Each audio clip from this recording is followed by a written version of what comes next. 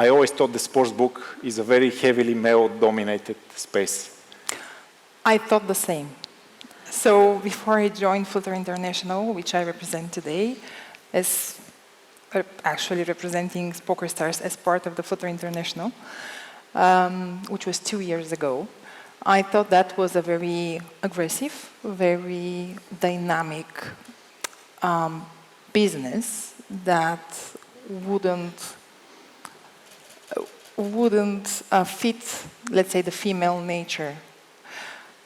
But it turns out it's not the case. So I'm the evidence, so I'm the living evidence here that actually the culture, the way we change the betting, the gaming industry is more and more welcoming to women.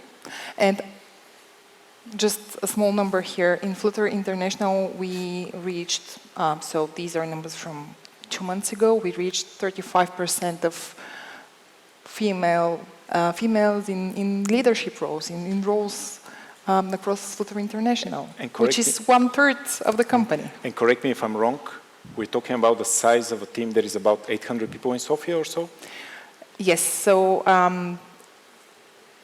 PokerStars has 800 people presence in Sofia, local presence, while Flutter International, so our, let's say, head of our entertainment group has more than 8,000 employees all over the world. So we operate in 40 countries with 28 physical locations, physical offices. We operate on 25 heavily regulated markets. So for those that are not familiar to the gaming business, to the betting industry in general, the difference between a regular product company and an iGaming product company is that aside from releasing exciting new functionality, exciting new features, things that will grab the mind of the player and the customer, it is that we also at the same time need to think of the regulations and think of the how to protect our players, how to build healthy environment, how to build healthy behavior in our players, and at the same time amuse them. So it's quite a challenging task. Okay, I can imagine, but you know, head of sports product, a female head of sports product is truly impressive, so congratulations on this.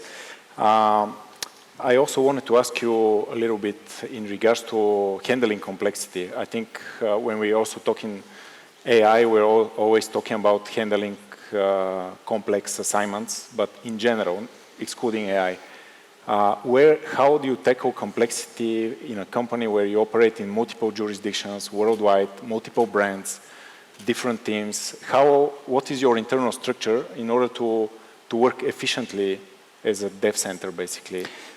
Yeah, first, I don't know if probably I need to mention correctly. that PokerStars as a brand has 3 main verticals. So we have the poker games, casino games, and sports games. So what we're talking here is about the sports vertical, so the sports offering that we have, the sports book. As in the beginning you mentioned that Flutter International has Paddy Power, Betfair, previously Paddy Power and Betfair, now merged into one company. We have Fangio, we have Ajarabet, we have Sisal in Italy, we have Jungli in in India. So we have a lot of different technical solutions. And in time, Flutter International acquires new sports books, new sports companies. So that's inevitable. So that is something that is in the, let's say, the business model of this conglomerate, of this global conglomerate. What actually happens is, and what happened to PokerStars in 2020, it was acquired by Flutter International. These were 2 totally separate technologies. So essentially, Flutter International has this core engine, this core betting beating heart, and then PokerStars has something totally different that is developed by totally different group of people, totally different methodologies, monolithic architecture, monolithic structure. So when you're acquired by such big group, you need to somehow adapt. You need to utilize the given technology from the global industry.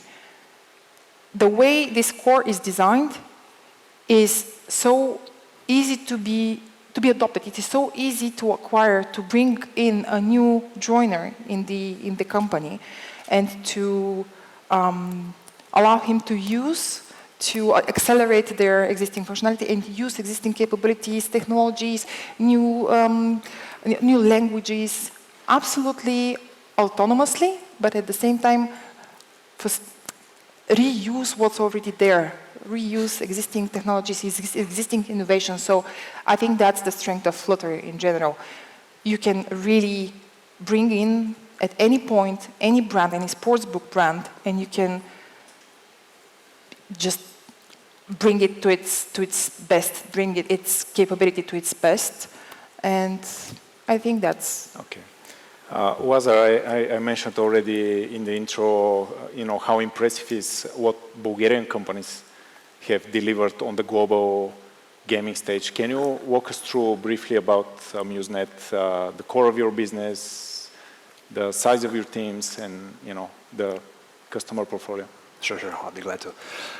So Amusenet, right, as you said, basically the Bulgarian-born company with quite some history, 10 to 12 years, in particular our branch, which is the iGaming B2B2B provider.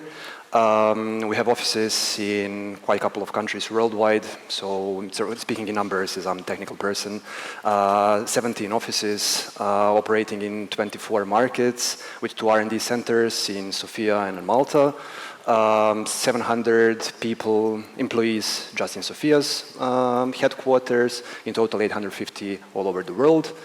As I said, the model is B2B2B. What this means that we are providing the games, delivering them to the aggregators, or also we have around 370 direct integrations with the direct B2B portfolio, and 1,700 peers which we are operating with in our B2B2B concept, as we actually know all the leagues which are operating with our games at the end, right? Portfolio of around 270 games, covering quite a couple of verticals. So our main focus we started as the slot games provider, but then we elaborated and expanded on the market as we saw the needs. We're currently also operating the live casino vertical, also the land-based vertical, and I guess that we are I know that we are the only company which is having a single name and 4 different initiatives, 4 different verticals operating in casino world. So the platform, the games on its own, the land-based, and the live casino verticals. In regards to the product lifecycle, maybe many people in the audience are not aware, but the abundance of casino games worldwide is crazy, is staggering. How do you spot trending games? How do you respond to the market needs in your company? Basically, we have this company mantra, which is the company doesn't sleep, right? We have a team of surveyors, which are both operating online and doing the actual surveying on the geographical locations, right? We're trying to spot the trends. We're monitoring what the competition does, as every healthy company, right? And what we're heavily focusing on is on gathering the data, because we already know, even before Corona, all the technical conferences we're talking about, it's not anymore about the product, it's about the companies which are going to become the leaders, or the companies which manage to gather the most of the data, right? What we do is we have everything starts from the kind of strategical point, from the headquarters, where we sit together and we decide on which market we are going to start going to, or which market we're going to penetrate, and then the team of surveyors goes there and sees, or tries to figure out, they manage to figure out what's the actual trend there. So this is how we try to stay on the top, try to move to the left, to the right until we find the proper spot. This is how we're actually introducing the new verticals and new types of games, for example, crash games, as most of us, especially during Corona, spotted. Slots are evergreen, slots are definitely going to be there, but then going to the maybe not so gaming developed countries or markets, we see the aviator and the behavior, which is as easy as just a single bet button. I start you now, I stop you now, goes better. This is what we try to do, right? Basically games that many employers are trying to forbid in their offices because they're so engaging. Exactly.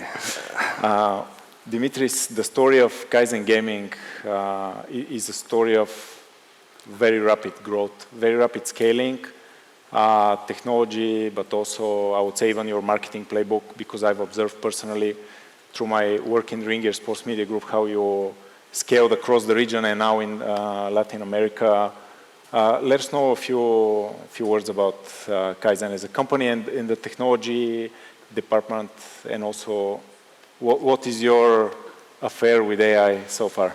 Okay, so we are Kaizen Gaming, but you probably know us by our commercial brand Betano, which is also active in Bulgaria for quite some time. We are active in 14 countries, mainly Europe and Latin America, but also Africa and North America as well. We are 2,500 across 14 different locations, and from that number, the biggest part is technology and product, which is roughly 800 people.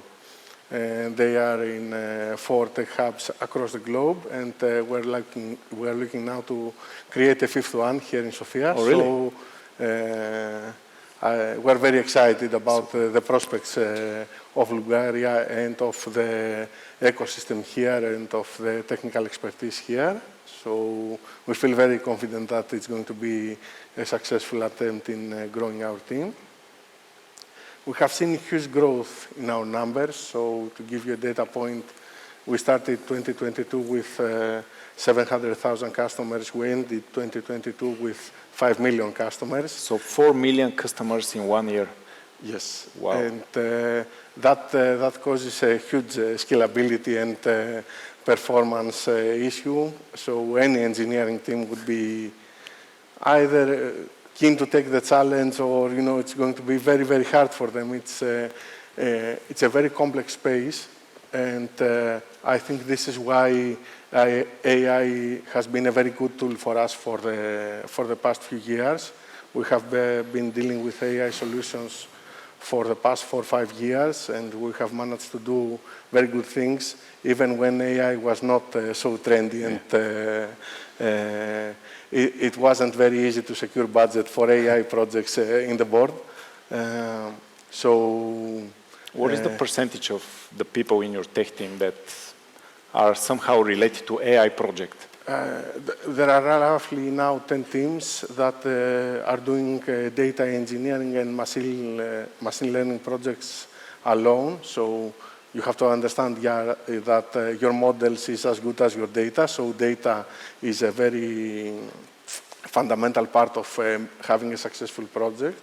And I would say that because we are using AI across our verticals, across our operations, it's a very, roughly 50% have been dealing with an AI model in their life cycle while being a Kaizen employee. Very interesting. You mentioned in our preliminary conversation the amount of time it takes the company, once the board makes a decision to enter a country, to the moment where you actually enter the country. With all the things that go behind regulatory, legal, technology, marketing. So I think one of the most impressive things that I've seen is how quickly your playbook works. What will be the average time? And does it change throughout the years? I would say that from the moment the board presses the button and says go for that country, from 3 to 6 months, we would have a working website which would be localized to the extent we feel it's okay for our customer experience. Yeah. You have to understand something about Kaizen.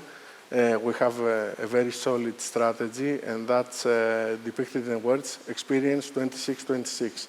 That means that by 2026, we want to be operating in 26 different markets and have the best possible customer experience in all those 26 regions that we want to operate in.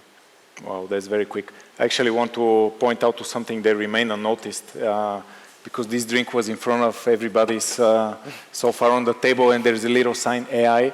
I was lucky enough to speak to the brand manager in the break, and she told me that generally it takes them a year to come up with a recipe, packaging, and all the marketing stuff around. Now there you can have a picture. But it only took them 3 months. So this drink was entirely developed by AI. It was actually tasted, so to speak, by using data from previous research. So then comes the point about data capturing. And I wanted to ask you, without taking too much time, can you walk us through like a lazy Sunday, what it means for you? Let's say we are on a Man City Man United game, there's a corner kick happening. What goes on behind? We've seen some of the stuff, it was very impressive that Michael showed, but in the sportsbook world, what goes on behind? Yeah, I think what do you need to handle, basically? I think that the public doesn't realize the complexity of the stuff that is happening for these games to come alive and for sports betting to happen. So a corner is happening in Manchester, and then essentially a race starts because you have 2 or 3 seconds in order to be able to have your website up to date with the newest data. Otherwise, you are serving to your customers either stale data or wrong prices, or you are not giving them the proper odds for them to win their next bet.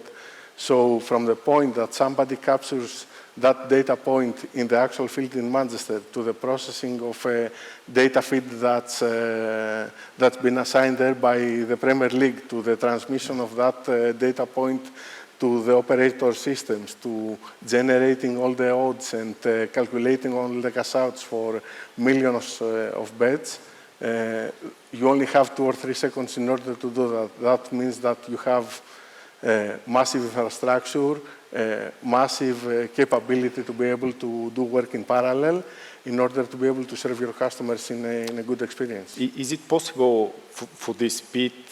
We have to understand that 90% of the people, they play live during the game, on corners, on red cards, on whatever. Depends on the market. Yeah, maybe it does. Maybe.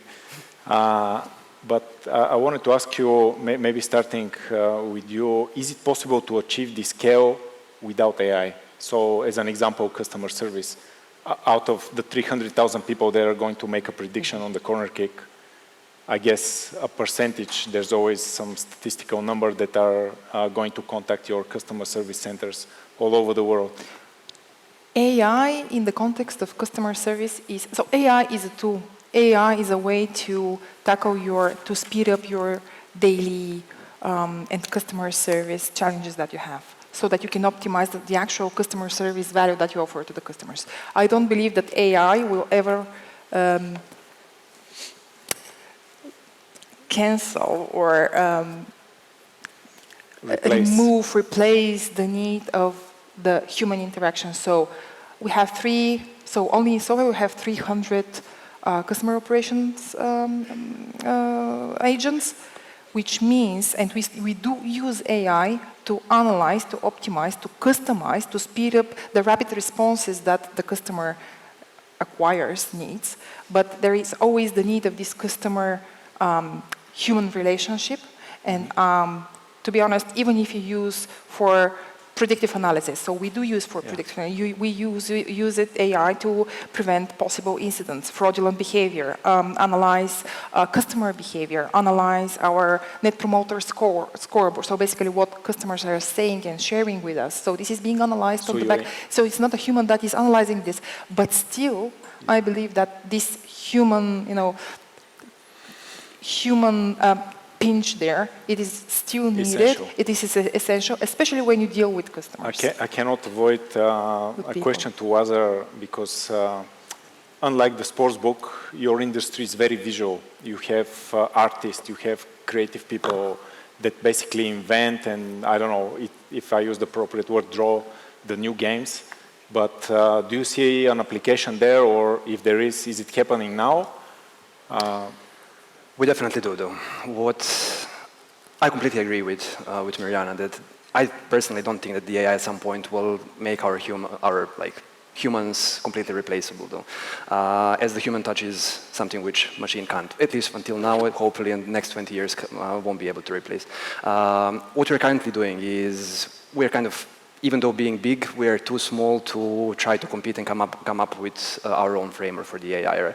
What we tend to do is we have these monthly hackathons, the small events where the designing team, having in mind that we are employing not just the R&D as the developers, we also have the in-house musicians, the artwork, the designers, and the mathematicians, right? What they do is they try to be challenged by the AI, right? So we use the AI frameworks, like I'm not sure, probably everyone knows, right, about the Discord bot for the Midjourney, the Cloudfly, Soundfly for the music generation as a music generation AI platform.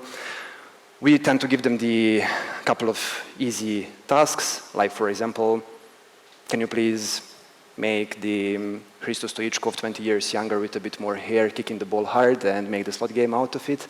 And then we take it as a template to try to improve on it, right? And how would you score the result out on a 10-point system that the AI is giving you on a Hristo Stoichkov kicking the ball hard?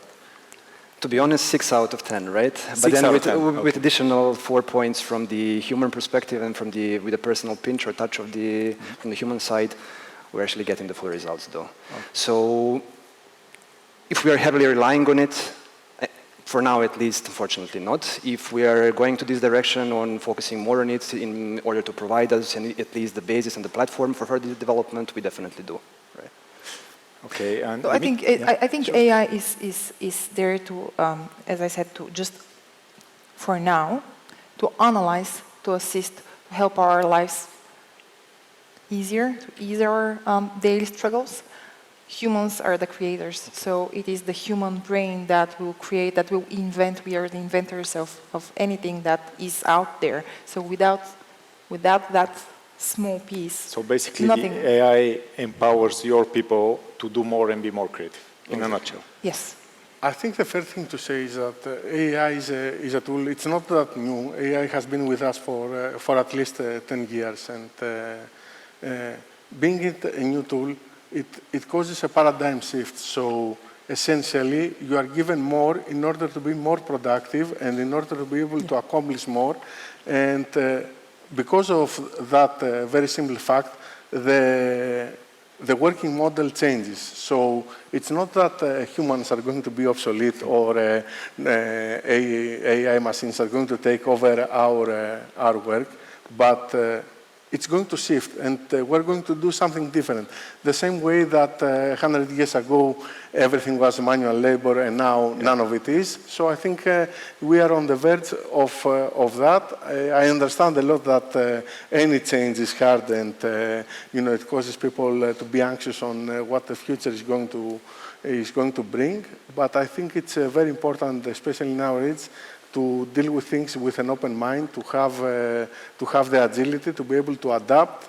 It's the theory of evolution. If we adapt good enough, we're going to survive and we're going to thrive. I have a question for you, which is mainly related to the AI ownership within a company.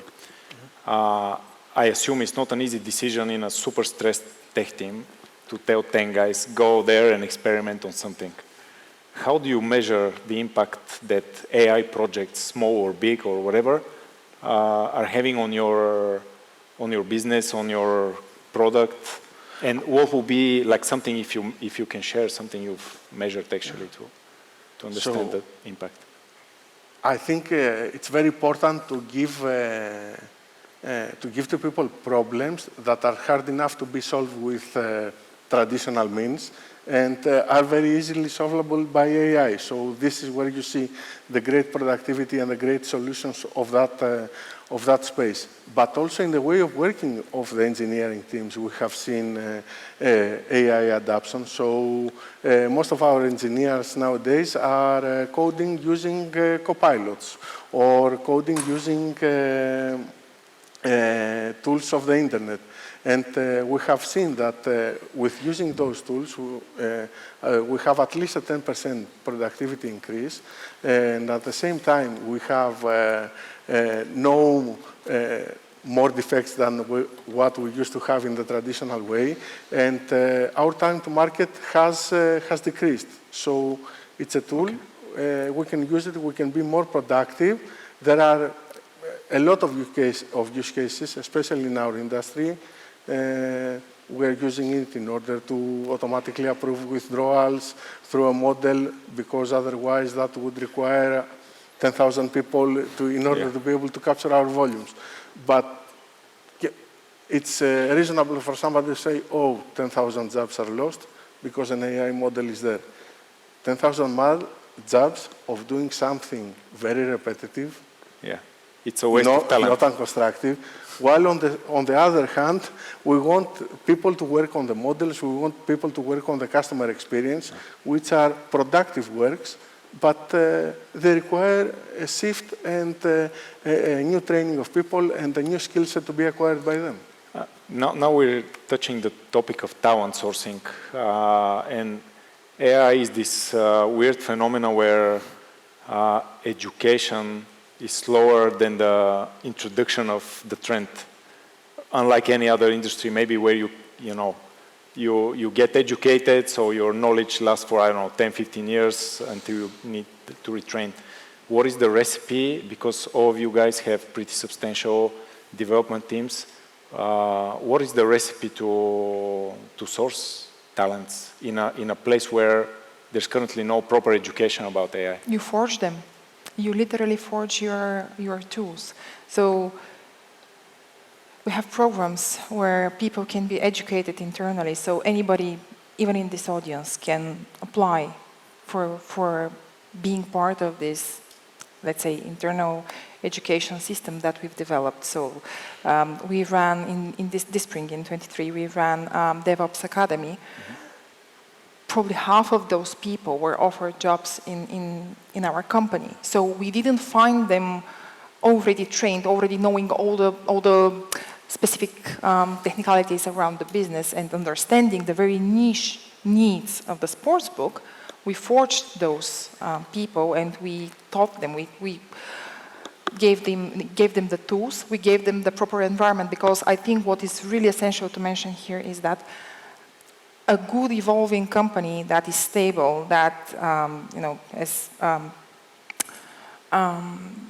higher aims for the upcoming years, where AI will be more and more in the trend, is that you need people that feel at home, that feel comfortable in the environment they work. So they're well educated by the company. So there is this model that we adopted, that's 70-20-10, which is 70% of the time of the employees is learn on the go, learn on your job, so that you acquire new knowledge during that time. Then you have 20% mentorship. So we have mentorship programs where future leaders can learn from leaders in the company. You're given this mentorship, overarching support, let's call it. And then you have these 10% where people are given the freedom to choose what they want to learn, what is their interest, what compels them. So what will make them better in their job and being better professionals. Aside from that, I'm just thinking that the environment is really not only about work, it is about equity, it is about understanding and just accepting the different people. So that's the environment we grow in. So if you have this acceptance of the differences, what we do, so you just create this diverse environment where you are free to learn, free to express, free to explore, to show your best. And that's how you forge your employees. You don't find them simply on the streets and just, yeah. I want to go back to Lazar, and it seems, and I want to bring a little bit the question of the future of gaming. Obviously AI is very related, but it seems like after AI appeared so mainstream across all kinds of media, and we've seen the amazing productivity gains that technologies like ChatGPT have brought, people just forgot about the metaverse somehow. And I just saw it in Michael's Amazon's presentation that, and I think also in Accenture's presentation it was mentioned. I know there's been the talk about the future of casino games, that this is where it's going, but is it really the case? And how do you get your people ready for it?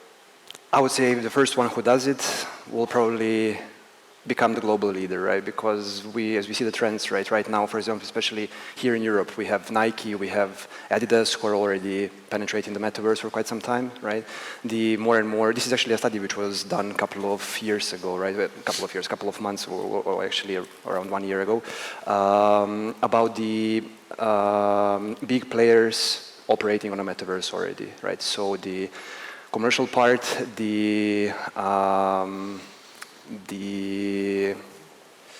what is it called? The trading part is already moving there. The legal part of there are more and more companies actually offering their services, or spreading their services from the land-based and our reality-based approach to the metaverse. There is quite a couple of actually tries for a couple of gaming providers already penetrating the metaverse world, and this is definitely, in my opinion, at least according to the surveys I was going through, this is the market of the future, though. How popular is it going to be? Because for me, again, we're talking about the air, we're talking about the metaverse, right? Metaverse is the virtual reality, which is, or started as augmented reality, went to the virtual reality, the place where people can do all the things which not necessarily they're allowed to do here, right, on the ground, kind of. So even though we tend to operate in the regulated markets and tend to offer to follow strict regulations in order to responsible gaming, right, not to let people actually go into the wrong direction, it's the nature of the people to get the freedom and to search for the freedom, right? And for as long as metaverse is offering them this freedom, and for as long as you manage to offer the entertainment along with the freedom there, this is definitely something which will work, right? The question in this particular case is how much effort would you like to put in it, right? Because still kind of metaverse is one thing, trading is the other thing, the way how you're actually making the money out of it and how do you do the profits out of it. Is it completely legal? Is it something which you should move completely to? Is a matter of further discussion, right? But as a direction, even though people say that metaverse is going to die, let's see how it goes. We're going to hear, I think, more of the metaverse from a FIFA representative that is anxious to get on the stage and share some interesting insights with us. I cannot pass the question, since we have a global company with a big office, tech office in Bulgaria, a global company that is about to open an office in Bulgaria, and also a local company that is immensely successful in Europe and worldwide. Is the future of gaming going to be written in Bulgaria? Because you mentioned the first one who cracks it, for example, the metaverse, is going to be the number one. But what's the situation in Sportsbook? And maybe you can follow up with the... Should I answer? I think that because we are the new guys in Bulgaria and we don't understand the landscape so much. But what we have seen so far is we have seen an abundance of talent. We have seen an ecosystem that is thriving, a lot of companies coming in. We have seen people with good education and very good work ethics. And I think that Bulgaria has all that it takes in order for it to be on the map. And it has a fair chance of being the next one who makes the major disruption. I don't think that missing anything right now from the ecosystem for that to happen. Of course, that can happen anywhere, but Bulgaria has a fair chance. I would say that this future chapter is already here. It's just a matter of, it depends on us as employers, as brands, to create this environment to stimulate those people and those talents, and actually the future is already here. So we are already that soil where Sportsbook is already building a momentum, and it's just up to us to decide how long this chapter, this momentum will last, and how compelling we want to make it for the future brands to come to establish their business here. So it's just our responsibility of creating this. It won't come just out of nowhere that will become a huge sportsbook or iGaming hub and technology core of the industry. It is us that are doing this. So I think we're already in this. A great way to end our discussion. The future is already being forged. The big thing, it feels like important, actually, the big thing which is important here, we are here in Balkans, Bulgaria, Serbia, right, Greece, we're ready to take the risk because we went through a lot, right, which is quite nice. Calculated risk, something which, for example, Western Europe countries are not that good at doing it, right? So talking about all these crazy initiatives of changing the world, starting the initiatives and giving the example for the rest, I'm pretty confident that we can do it here in Bulgaria though. Thank you, guys. I really appreciate your participation. Thank you too. Thank you.